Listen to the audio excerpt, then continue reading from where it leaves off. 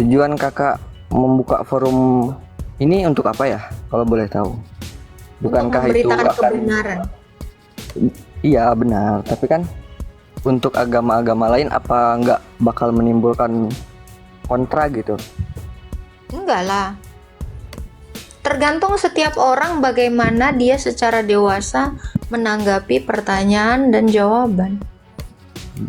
Saya mempersilahkan orang untuk bertanya di room saya, kok pro dan kontra sih? Enggak dong. Justru Bang, saya membantu teman-teman muslim yang tidak tahu apa-apa tentang iman saya tetapi sudah menarasikan yang negatif. Ya. Itu justru saya cerahkan di sini. Kan mereka itu selalu bertanya-tanya, siapa sih Tuhanmu, apa Tuhanmu 3, apa Tuhanmu berapa, padahal Tuhan saya satu, Allah saya satu. Jadi saya bikin konten kayak gini supaya kalian ini pun berpengetahuan. Jangan suujon sama iman orang kalau tidak kenal. Makanya ada istilah tak kenal maka tak sayang. Kenapa saya bikin konten gini? Supaya kalian kenal saya, supaya kalian semua sayang sama saya. Berarti kalian itu untuk semua orang ya kak? Untuk semua umat Iya muslim dong. berarti? Kebenaran itu untuk semua kalangan, baik Kristen, baik Enggak, Islam, maksudnya baik yang menganggap agama kakak tadi, yang bertanya kenapa Tuhan kalian 3, kenapa gitu kan? Mungkin itu untuk beberapa orang yang tidak memahami kak. Kan tidak semuanya. Ya iya. Ya makanya saya kan nggak mengenal semua orang. Saya kan bukan Allah yang tahu. Oh yang ini yang nggak kenal, ini yang kenal. Makanya saya buka konten ini sehingga memberikan kesempatan mereka yang tidak tahu apa-apa, yang tidak berpengetahuan untuk naik ke room saya dan bertanya. Oke, terima Gitu kasih itu dong. aja sih kak Iya. pertanyaannya.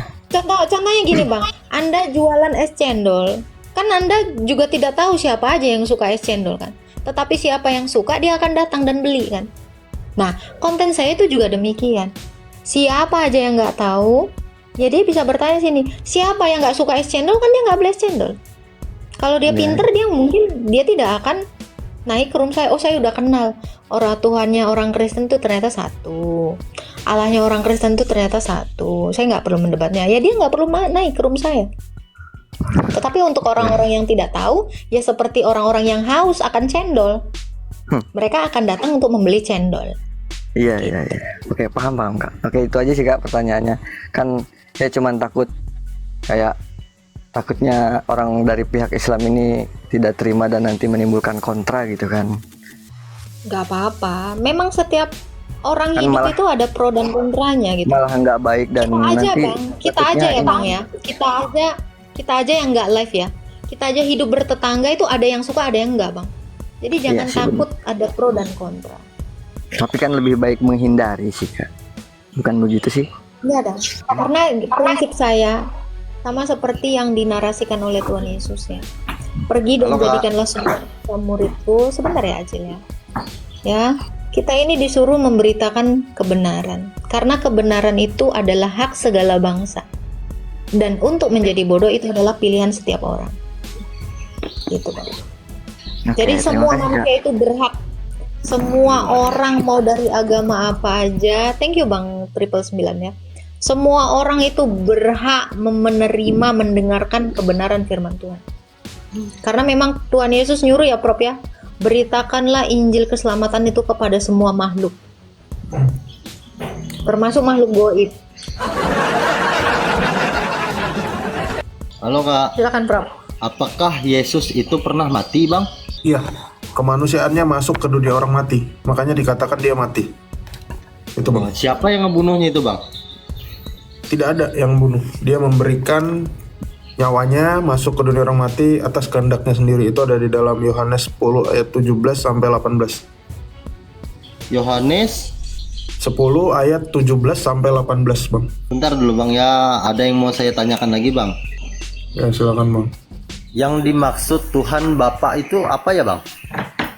Allah, nggak ada Tuhan Bapa. Ya Tuhan Allah. Allah, Yesus, itu apa bedanya bang?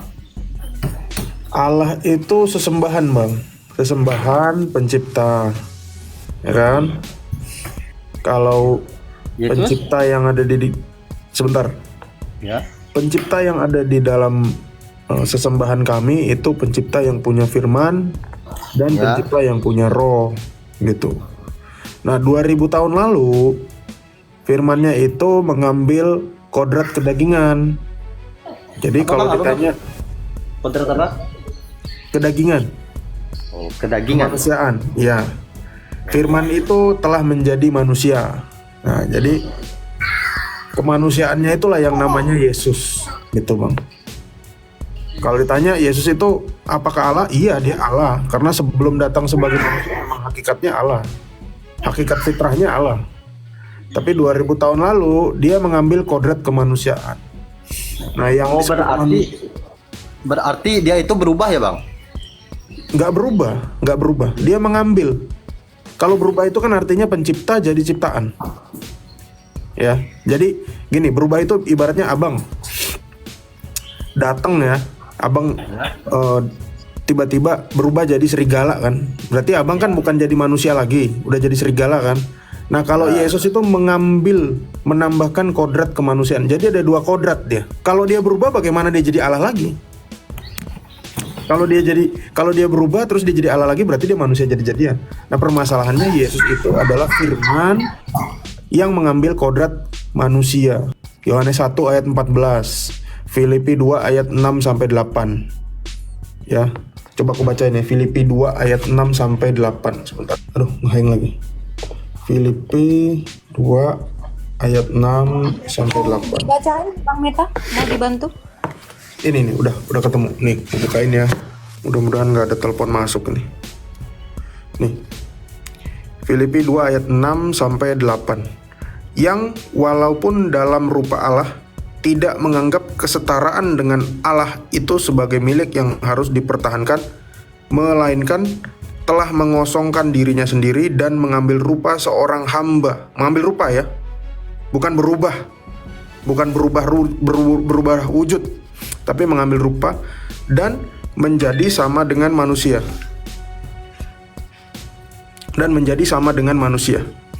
Dan dalam keadaan sebagai manusia, ia telah merendahkan dirinya dan taat sampai mati, bahkan sampai mati di kayu salib. Gitu. Jadi kalau ditanya siapa yang mati? Kemanusiaannya. Nih, sebagai manusia yang mati. Keilahiannya bisa mati nggak? Nggak bisa mati. Gitu.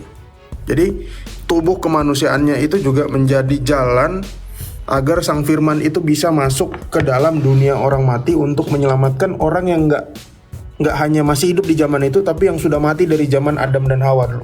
Gitu bang.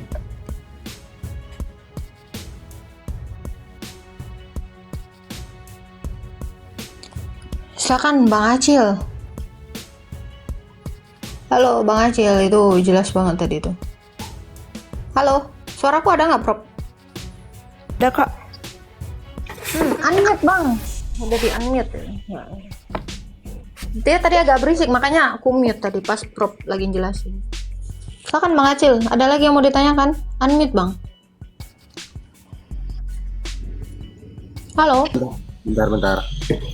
Nah, roh yang dimaksud dengan Roh Kudus itu apa, Kak?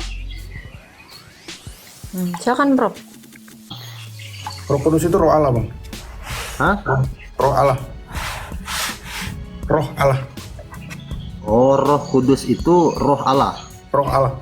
Bukan malaikat ya. Bukan Jibril, bukan malaikat yang lain, bukan. Roh Kudus itu roh Allah. Dia tidak diciptakan. Dia pencipta. Termasuk pencipta. Berarti sama halnya seperti apa itu? Sama halnya seperti Yesus juga ya, Bang ya? Tuh, rohnya Yesus itu ya Roh Kudus. Oh. Terus yang nyiptain Yesus itu siapa ya, Bang? Yesus nggak diciptakan. Nggak diciptakan kan tadi udah sejak kekal dia udah ada. Nah. Dia firman. Nah, aku mau tanya lagi, Bang. Sebenarnya duluan Adam apa duluan Yesus? Duluan Yesus karena yang ciptakan Adam itu Yesus. Yesus itu nggak ada awalnya sejak kekal. Yohanes 1 ayat 3 ya. Segala sesuatu tidak ada sesuatu pun yang dijadikan tanpa melalui sang firman. Nah, jadi segala sesuatu Abang Acil Firman, ya. firman itu kan Yesus juga, Bang. Ya, Ya, terus itu apa? Roh Kudus itu rohnya Yesus. iya, roh Yesus, roh yang satu bersama roh Allah yang satu itu. Betul. Oh, berarti ibaratnya gini ya, Bang. Dua apa itu? Dua elemen menjadi satu. Bukan elemen, apa realita konkret. Ya, aku alihkan ke apa itu? Susah bicaranya nih, Bang. Hipostasis lah. realitas keberadaan. Kok jadi bingung ya? Gimana? Nggak apa-apa, tanya aja, nggak apa-apa. Santai aja, nggak usah lihat yang Ini kan komen. Bang Santai. menambah wawasan Bang, ya Bang ya. Maaf Bang Ya. sebelumnya.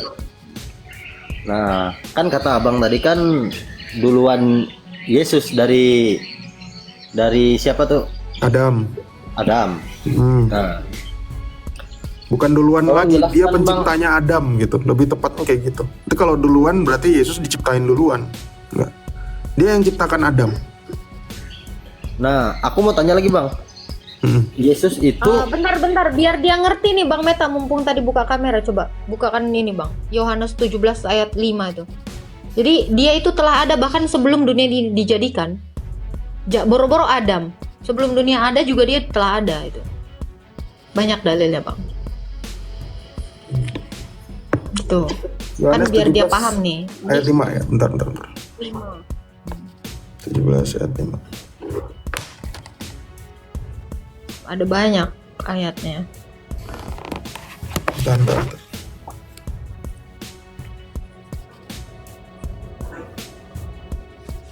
Yohanes 17 ayat 5. Oleh sebab itu ya Bapa, permuliakanlah aku padamu sendiri dengan kemuliaan yang kumiliki di hadiratmu sebelum dunia ada. Ayat ke Sebelum dunia ada. 24-nya Dia sudah lagi ada. Bang. 24-nya lagi Bang, 24. naikin ke atas lagi tuh. Dia ini telah ada sebelum dunia ada nih.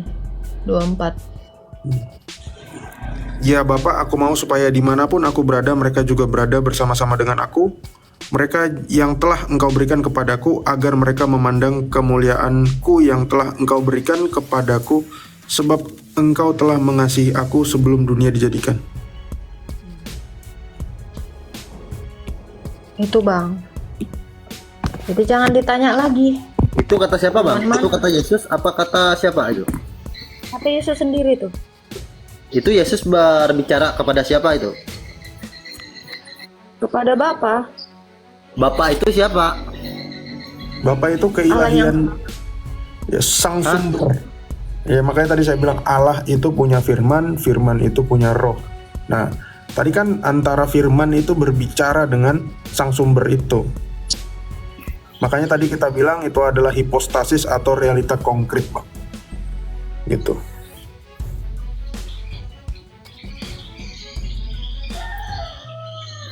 Nangkep nggak kira-kira? Enggak Bang. Enggak sama sekali masuk ke otak. Mungkin Bang Meta mau pakai tulisan gitu Bang. Tulisan apa? Agak Pakai lucu gambar. sih.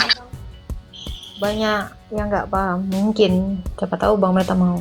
Nggak, aku belum dapet dia bingungnya di mana ya? Coba. Nah, kan tadi kan Roh Kudus itu adalah rohnya Yesus. Mm-mm. Nah, apa tadi? Firman itu adalah Tuhan Yesus juga. Kenapa enggak satu aja Bang? Ya memang Allah itu satu, tapi satunya yang bagaimana gitu Bang. Saya punya kacamata nih ya. Kacamata ini saya satu juga. Tuhan itu satu. Tapi kalau satunya yang bagaimana? Kacamata saya ini satu dalam kematian, satu sebagai benda mati. Tapi kalau Allah, sesembahan kami, Tuhan kami, itu satu dalam kemahakuasaannya. Makanya dalam kemahakuasaannya pastilah dia punya firman dan dia punya roh. Gitu. Kalau cuma masalah satu aja gampang Bang. Jam itu satu, laptop satu, HP satu. Apakah dia bisa disamakan dengan Allah? Enggak kan? Kenapa kita menyembah Tuhan?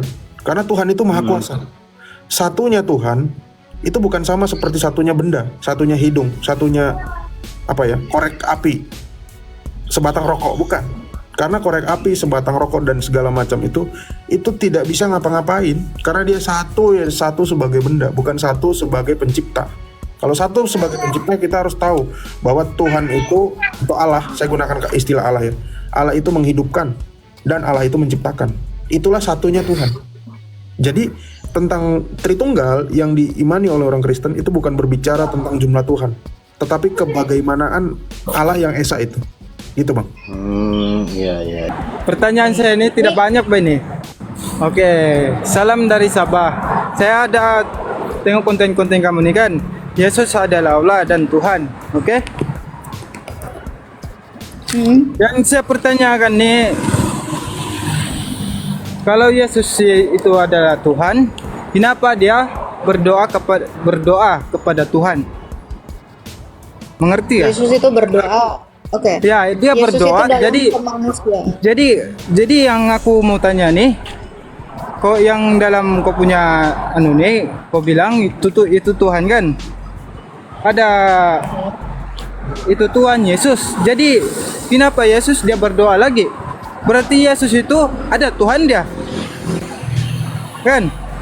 Jadi Jangan berarti dulu, Bang. Tanya dulu. Kalau kau mau nanya jangan tidak itu. Jangan kau buat begitu. Kak, ini kata-kata kamu ini tidak masuk akal, Bay, ini. Ya. Saya belum menjawab loh, Bang. Saya belum menjawab, kau udah jawab kan? Ya, apalah konten-konten kamu begini nih, buat sejak kamu nih. Oke, saya jawab ya. Yesus itu Allah. Dia itu berdoa kepada Sang Bapa dalam kodrat kemanusiaannya. Kenapa? Karena dia adalah firman yang satu di dalam Sang Bapa mengambil kodrat manusia. Dalam keilahiannya, dia itu menjadi seorang hamba. Galatia 4 ayat 4. Dia menjadi seorang hamba. Kenapa dia dikatakan menjadi seorang hamba? Karena dia adalah Kristus, Sang Imam. Imam itu adalah hamba yang mempersembahkan korban kepada Bapaknya. Jadi dia yang datang dalam kodrat manusia sebagai seorang imam, ya dia berdoa. Gitu. Kalau saya kasih analogi ya, Bang. Saya ini seorang guru. Saya punya ibu. Ya. Ada adik saya juga saya ajar. Ibu saya sebagai wali dari adik saya yang saya ajar, dia juga akan memanggil saya guru. Karena saya itu dalam relasi dengan manusia itu datang sebagai guru. Jadi saya juga mengajar. Tadi dia juga ibu saya gitu. Tapi dalam konteks ini, ya, kenapa Yesus itu berdoa kepada Sang Bapa? Karena dia datang dalam rupa seorang hamba. Datang dalam rupa seorang nabi, seorang imam. Tentu dia dalam kemanusiaannya dia beribadah, berdoa. Tetapi dalam keilahiannya dia berkomunikasi dengan Sang Bapa karena dia adalah firman yang satu di dalam Bapa. Jadi kalau Anda mengatakan tidak masuk akal, masuk akal, Bang. Kalau saya analogikan seperti ini. Ini kan kitab suci, ini kan Quran. Ini adalah wahyunya Allah, perkataannya Allah, kalam nafsinya Allah. Tetapi dalam hakikat dalam hakikat bukunya yang terkena kodo atau hakikat tulisan atau kertasnya, ini sama dengan kertas-kertas lain, sama dengan koran, sama dengan buku-buku yang lain. Bisa dijadikan bungkus belacan, ya, bisa dijadikan bungkus ikan teri, gitu. Tetapi itu merujuk kepada kodrat kalam lapsinya, gitu, kertasnya ini, gitu loh. Tapi tidak dengan keilahiannya, karena ini adalah kalam yang satu yang melekat di dalam zatnya Allah. Banyak komen kan? Ya, banyak komen dong Iya, ini. dikecam dia kan. Memang ini tidak bagus dia punya ini. Itu dia Apa sih, minta Bang? Ini ngerti nggak, Bang? Ya ngerti. Ngerti nggak? Ngerti aku. Aku orang Sabah juga, tapi saya mengerti, saya tahu juga apa kau cakap. Oh, pada masuk Terus ada. udah paham sekarang ya. Jadi kenapa Yesus itu dia berdoa kepada Sang Bapa karena dia mengambil rupa manusia. Jadi kenapa Quran yang adalah wahyu Allah ini bisa dijadiin bungkus terasi, bisa terbakar? Ya ini karena dia sama dengan buku-buku yang lain, tetapi tidak merujuk kepada kalam nafsinya, tidak merujuk kepada perkataan Allah yang Kalau goib. dia satu pertanyaan saja, Islam sama Kristen sama ke agama? Itu saya akan tanya sama dia. Kalau dia bilang tidak sama, jadi kenapa kau Kau samakan? tahu itu Yesus. Sama Allah. Yesus itu dia akan Satu muncul orang dong jika ngomong itu antara. Yesus tuh dia akan datang jika hari kiamat akan tiba. Kau tahu? Itu Yesus yang kena ikat tuh, yang kena paku tuh kan? Kau tahu gak? Itu bukan Yesus, itu dia punya gambar. Jadi, ketawalah kau. Memanglah kalau macam orang Nggak nyambung kok bang. Udahlah kau nggak nyambung, jawabanku nggak kau respon.